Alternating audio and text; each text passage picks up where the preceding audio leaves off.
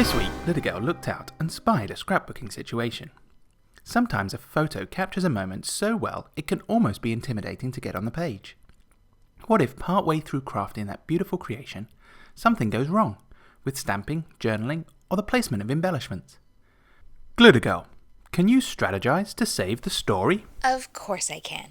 Today I'm starting photo first, and I have this picture that my friend sent to me, and the thing that I love most about this picture is that I didn't realize it was being taken.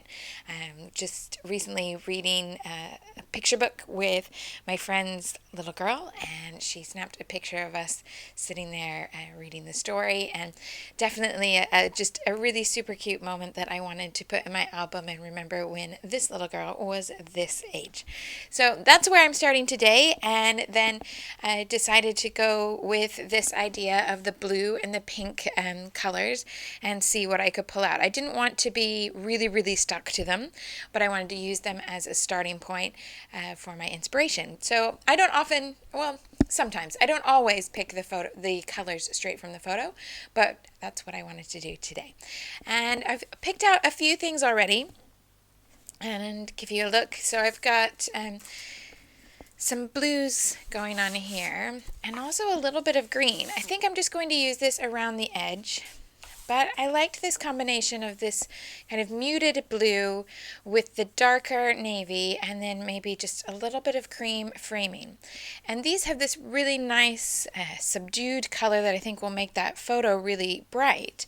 And then this one by Bella Boulevard is completely the opposite. The colors are really bright. It's on a really bold white background. And what I wanted to do is just cut out a few of these cameras and use them as individual pieces. So I'm looking at these shades of blue, and there's green and pink in here, and I'm thinking that that could really work. But what I want to do is bring them down to just those little pieces and treat them like stickers or die cuts.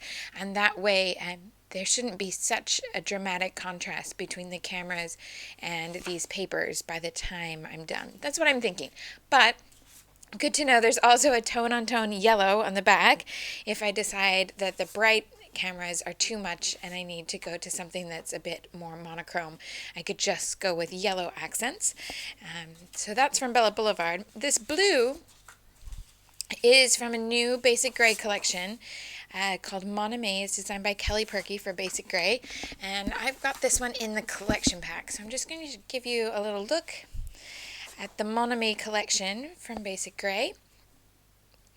Just a cut-apart sheet. I'm really fond of both this camera that appears throughout the line, and then the rain clouds appear a few times, but I personally just love this line that says rain plus coffee equals magic. Definitely going to make an appearance on a page of mine. And navy on the other side. And then some full 12x12 patterns. So just flip through these so you can have a look if this collection is for you. And while you're looking, big important announcement right now, if you're watching this while it's current, today through the weekend, through the 23rd, well, it started yesterday, so the 18th to the 23rd, there's 20% off pretty much the entire store. It's all the physical goods in the store. It just doesn't apply to digital or workshops, but all the scrapbooking supplies, it definitely applies to. They're all 20% off, and then some things are more. Are discounted even further. So all the stamps in the store are 25% off, and all the albums in the store are 25% off. And anything that was already on sale, quite a lot of that has been discounted even further. So if it was already 25% off, you might find that it's 30, 40, 50% off now. If there was anything that was kind of catching your eye and you were trying to decide, should I order or should I not? Well, it's a great time to order between now and this weekend. And of course, with all the videos, you can always click that link right underneath on YouTube, and then you go to the shopping page that has everything that I'm showing you here. So if you click through, you'll find this whole Mon Ami collection from BasicGrey, and you can click right there to add it to your cart. Love this city skyline print in all those shades of gray. And then 2 sheets of stickers come in the collection pack. This one with 3 alphabets, big, middle, tiny, rainbow up here, and then gray and yellow.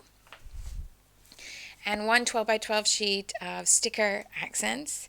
This one is several different pieces. 1, 2, 3, 4, 5. So there's 5 stickers here.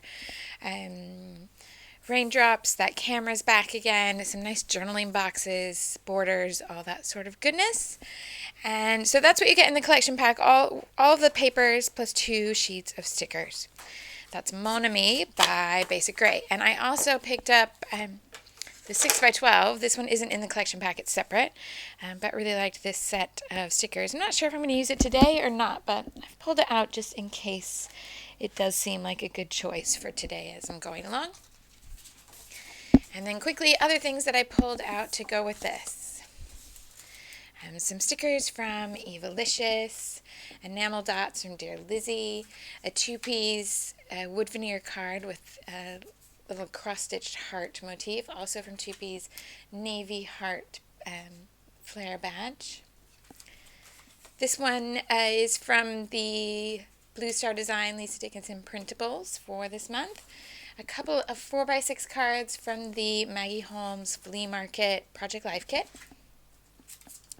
And this set of letters from Studio Calico that has 2 shades of blue, so I figured that works really well with that pattern paper. These Amy Tangerine stamps from Plus One that you've seen me use a few times, and I'm still on a little bit of a kick of making sure I'm using them a lot. And then to keep today's theme in mind, the almighty sheet of white cardstock. And I have to admit that today's challenge to me is a little bit difficult because it means that I need to try to, it's almost like making a mistake on purpose. But what I'm going to try to do is just show you what happens when certain things maybe go wrong, and I'm not going to be super careful, so I might get the stamping wrong, I might miss something that goes wrong, and my whole plan on how I can fix anything that goes wrong is that I'm going to fall back to white cardstock as just a nice, simple thing that can be made to fix pretty much anything. Now, my gut instinct when starting with the photo and this background paper is that I need another sheet of 12x12, or at least a big chunk of a 12x12 to make a photo mat. But what I wanted to do today was to use my Project Life supplies, and I'm going to use this pink 4x6 card with this photo that's just smaller than 5x7, so it is bigger than the 4x6, and I'm just going to cut it in half. The middle's not going to show, so it doesn't matter if the cutting is a little imperfect. And this is going to give me a sort of frame around the edge. It will be a little bit of a different frame than what I would get if I cut the whole a traditional mat that went all the way around, but it'll have the same sort of visual impact where I have the contrasting color behind the photo. With the 4x6 card cut in 2, it gives me the option of creating something like this that makes it look like there's a box behind, but I really like the idea of, instead of having this be so heavy across the middle of the page, that the things would start larger on this side and taper down smaller on this side. So I'm going to try actually layering both pieces together so that I have a little bit of an angle on this side, and then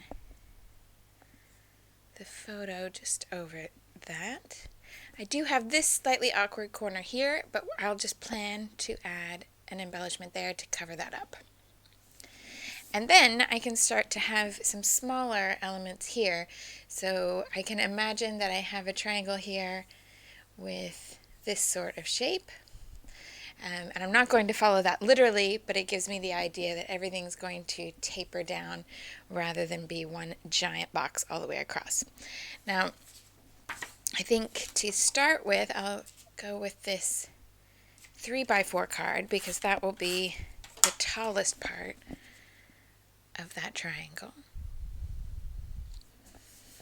And then smaller things from there. I really like this Project Life card, which has these labels either side, but instead of wanting to use it as a 4x6, I'm going to cut all these pieces apart and use them as separate layers. I'm just going to cut the pink box so that I'll be able to add it on top of the other layers with a bit of dimension rather than having it flat on the page. And then these pieces, of course, are not actually whole labels, but I'll just tuck them underneath and cover the edges so that it looks like they're whole pieces, and just you and I will know that they're not entirely there. This one's going to go under here.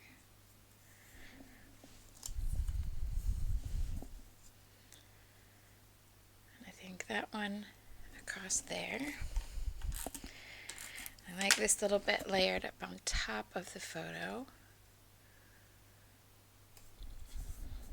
And then take my pink label with a bit of dimensional adhesive so I can have just that tiny bit of difference that comes from cutting it out and layering it on top.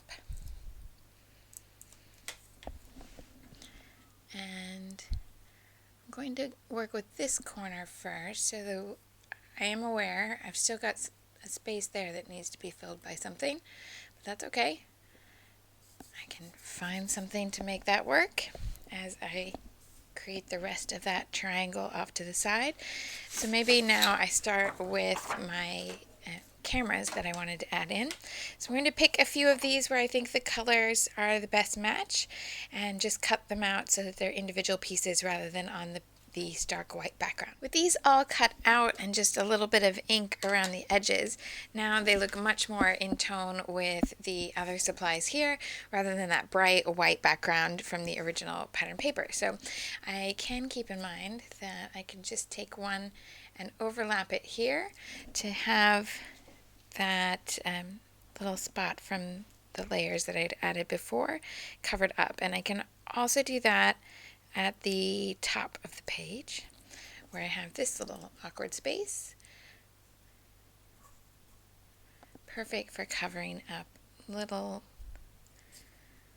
imperfections like that. I think that this one up at the top, I won't stick it down just yet because it looks like a good place to have a label or something here, and I'm also not sure which camera will be the best option. I've picked the one that I think will be the best, but reserve the right to change my mind later. So I have 5 of those cut out for the page, and as I'm working my way across here, I also wanted to include this heart card, and I wanted to make a few of these little stitches into real cross stitches. To stitch through the wood veneer, I find it easiest just to use a paper piercer and punch right through. I'm going right to the edge of each X, and I'm not going to do the whole heart, I'm just picking a few so that I have a few little interesting bits dotted across that wood veneer texture.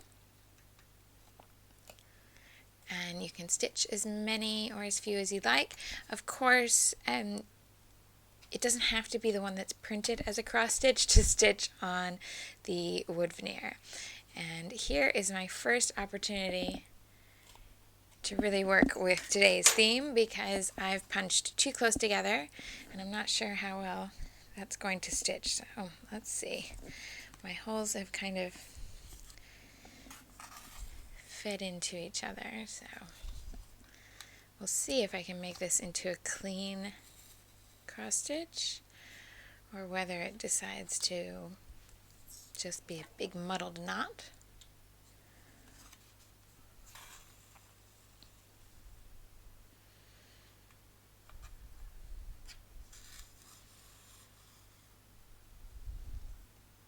Actually, that's been quite forgiving.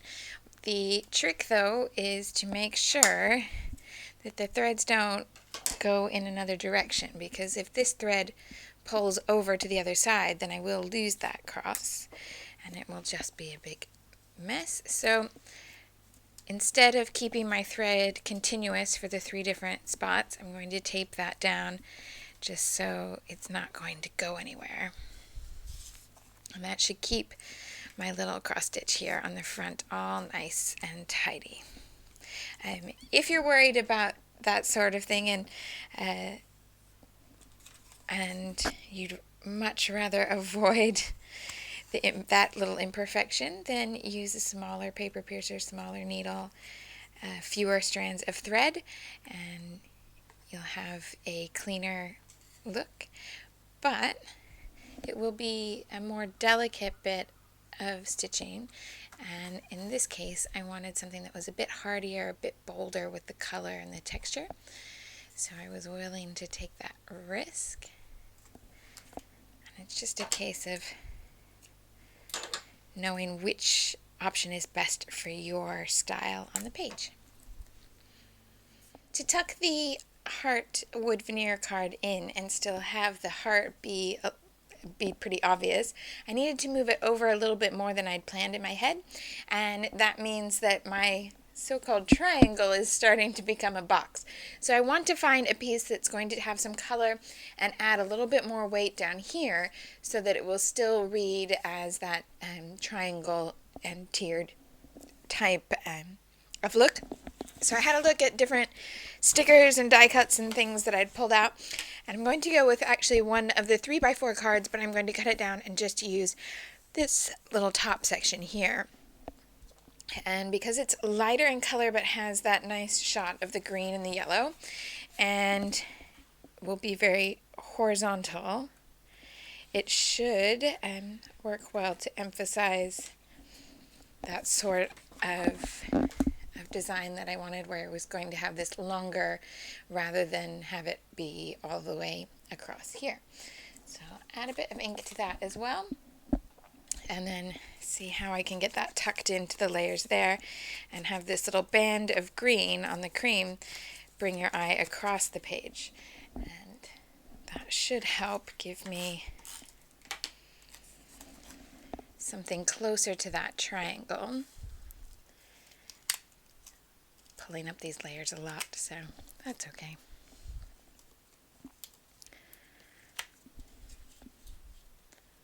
Just making sure that the heart is still going to be obvious. I think it'd be better if this were just a little bit shorter, so I'll trim it down to where the word ends. Got to replace that ink on the side and try again now. And that's going to work a bit better. So I'm right below the heart.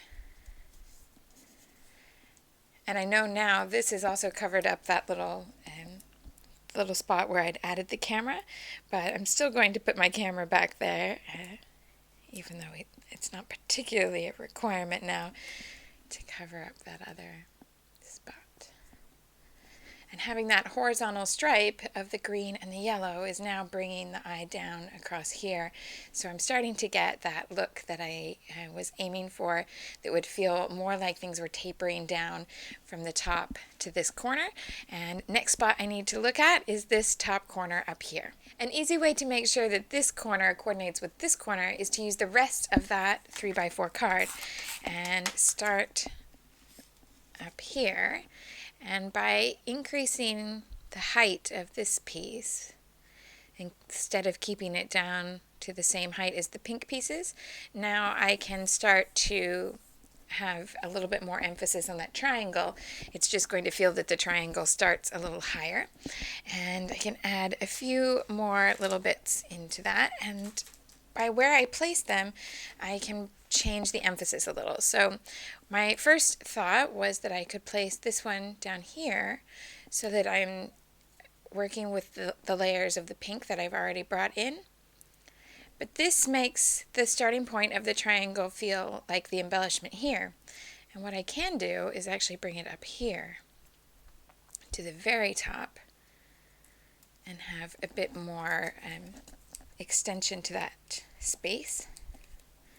So I have 2 points on my triangle, and that gives me a good spot to start my third and smaller spot of embellishment. I have that blue flare badge, and I think that would be the right place for that to go. And we'll see what else would work to pull all that together. This does take a little more bravery to stamp right there on top of the layout once it's already mostly done. But I know that I have my white cardstock as my backup, so that makes me a little more brave.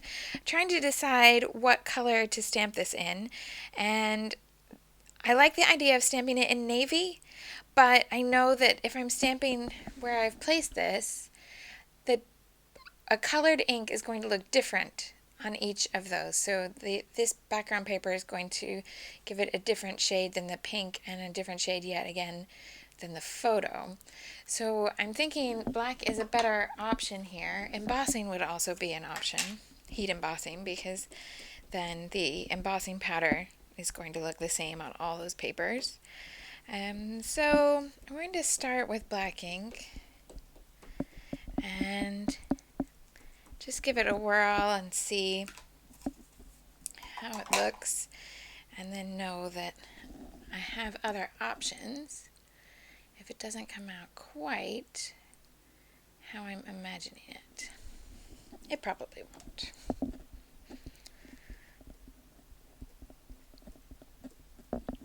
So option number 1 looks like that, and no, I don't love that at all. The ink adheres completely differently on the photo than on the paper, and I've not done a very good job here where the A crosses from the background paper to on to the cardstock there. So now I'm going to go to my white cardstock that I had ready from the beginning so that I don't have to be scared about ruining something on my layout, and try something here. I think instead of the black, looking at that, the black is quite heavy, and I think color would be a better option here, just sticking within those blues and greens. So I'm going to clean this off and start again on the white. And remember, I cut away all that harsh white from the camera, so I don't want this to look so white when it's done. So I'm thinking that some embossing powder and then some inks to the white cardstock could be exactly what I need to salvage the middle of that layout. Trying to decide whether I should go with aqua embossing powder that's closest to this background color or the green. And because I'm going to put it on another layer of paper, I think I'm going to go with the aqua, because then I can color in the white of the paper in a green ink. So that's my plan. So just get this over to the side, and then I'm going to make just a box with the white cardstock. So inking up the same stamp that I've already used, so I know it's going to cover the mistake because it's the same stamp. It's going to take up the same amount of room.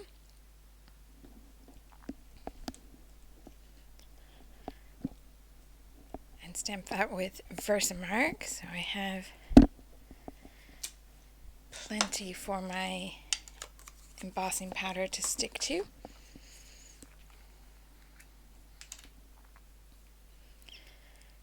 And this is what I will heat set before I start adding the green ink.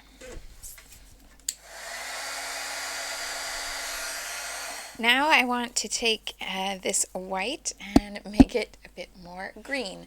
So I'm going to use 2 colors of Distress ink in green, Shabby Shutters and Peeled Paint, to turn it a bit more green. And just going to start by placing some of the ink on a surface that's nice and easy to clean. I normally just do this on the desk, but it's a little hard for you to see on the screen, so I'm using a plate so that you can see the color there. And then I'm just going to spray it with some water.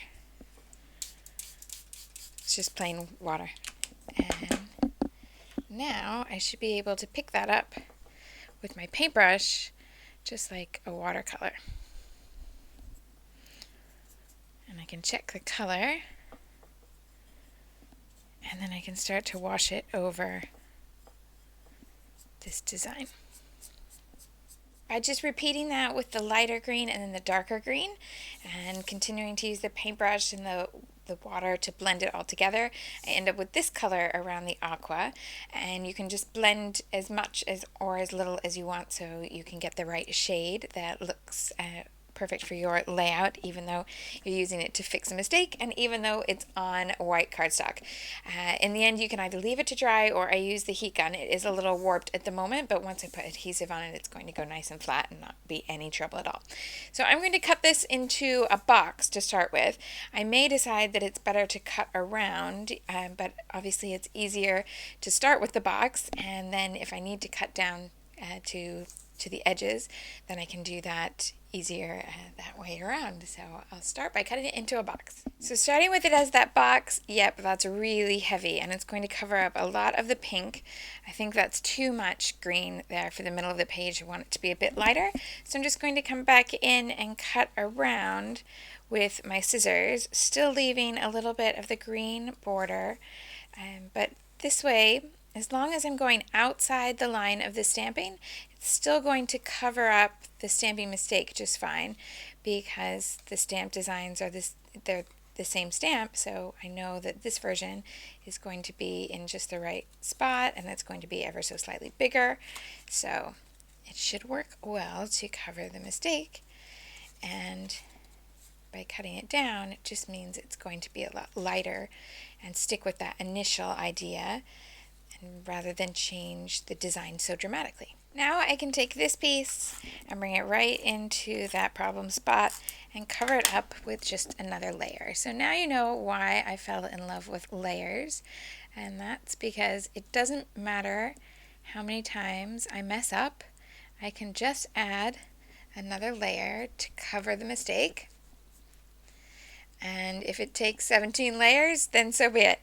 This time, I think it's just taken that one, and I need to pause for a moment and get my journaling on the page before I run out of room for that. One thing I really love about using that sort of triangle space is it means that when I didn't have enough room up here on this journaling card, I could just add more journaling cards to the bottom of the space following that diagonal line, and my composition remains pretty much intact. Now, I went ahead and chose a 3x4 card to match these, and if I used the whole card, it would have been too low on the page anyway.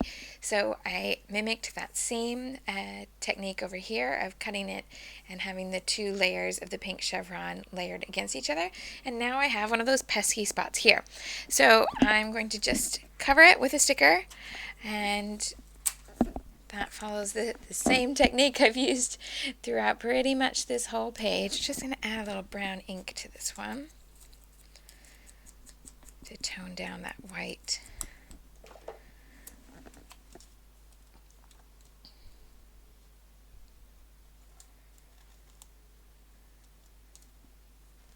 And that will cover that little awkward spot, and I'm just about done. But wanted to go back to that idea of the green frame.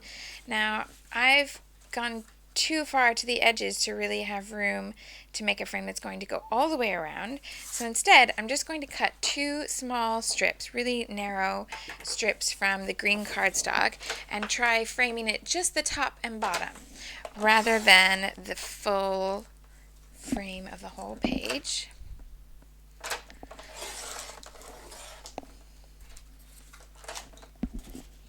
So it will have a similar look in terms of the color,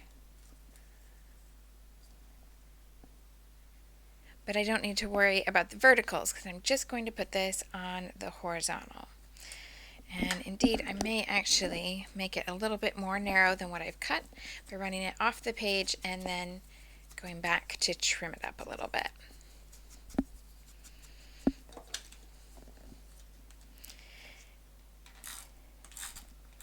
I don't need much of this at all, but I just want that little bit of framing to bring in the different color. Oops. And I'm bringing this right up to the top because I want that wonderful to be legible. And that means that I'm going to trim off some of that strip, and I'm going to be left with a really narrow little green detail. Just that tiny bit there, and I'm going to repeat that at the bottom, and what I want to do down here is see if I can keep that quote legible as well. Tiniest little finishing touches now. I'm going to add some stamped words with this big Pebbles letter stamp. It has all letters and numbers on the on each one, so you can spell out whatever you want to have, if it's a long date or if it's a word or a phrase. So I've spelled out story time, and then I can just ink it and add to the page. And I just find that if I haven't used all the letters, I clean off this edge here so that I get the cleanest stamp possible. And I bring that up to the green. And this big stamp is 50% off in the sale at the moment. So if you fancy something that you could spell pretty much anything and have it all be spaced out for you, then now's a good time to grab one.